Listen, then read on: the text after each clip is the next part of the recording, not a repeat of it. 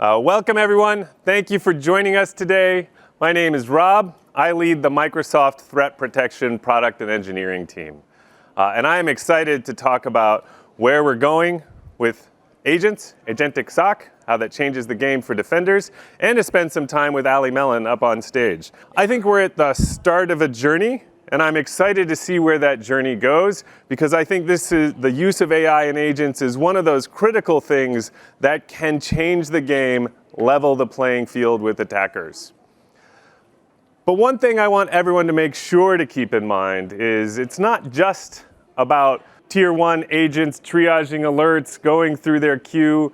This will change how defenders work across all levels of the security team, which leads to our mission. After spending time with security teams and CISOs around the globe, it's clear our mission: deliver adaptive, autonomous defense, freeing defenders for strategic, high-impact work. We can have a system that actually makes the defenders better and empowers them to spend their time on the new things that matter. That starts with the platform, and that is why we built Sentinel Data Lake, as a place where organizations of all sizes can afford to keep a huge amount of data and then leverage it through graph APIs that make that available in ways that are more accessible to agents and AI. We can now move the ball forward and actually start to predict where is that attacker going to do next. Because we have all of the available attack paths, and we know where the vulnerable spots are, and we saw the attacker,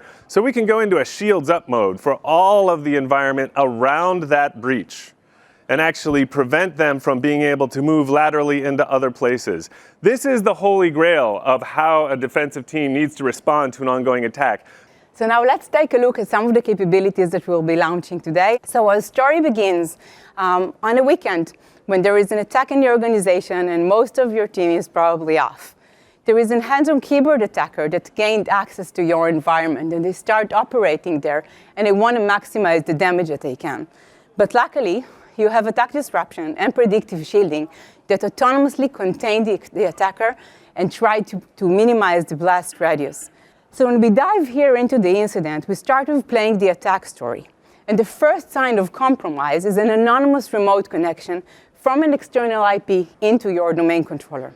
What you'll see here is the defender immediately detects that the attacker is trying to create a new privileged account in the environment. And within seconds, the first thing that happens is that attack disruption contains the user and blocks it from lateral movement. So here's the outcome.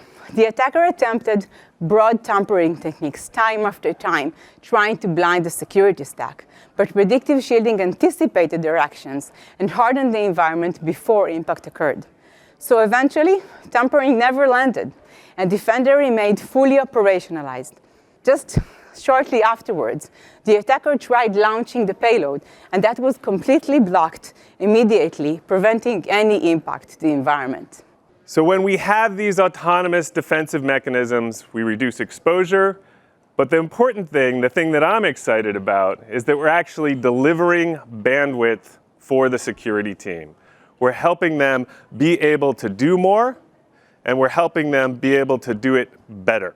I want to invite up Allie so we can have a conversation about the state of Agentic AI. Allie, welcome aboard. Thank you. Hi, everybody. I'm curious, how do you think the analyst job is going to change going forward with this agentic world? It's going to get a lot more specialized. They're going to be able to, of course, do more from like a detection and response standpoint, because they're going to be validating the output instead of just doing all of the work, but they're also going to be able to do things like threat hunting and threat intelligence research and actually exploring the things that we wish we had time for, but we do not. What are the sort of concrete skills that you would recommend people get started with on that journey? So especially if you're new, you need to be like actually understanding and evaluating incidents from the start. And a lot of that initially is going to be about looking over people's shoulders and seeing what they're doing.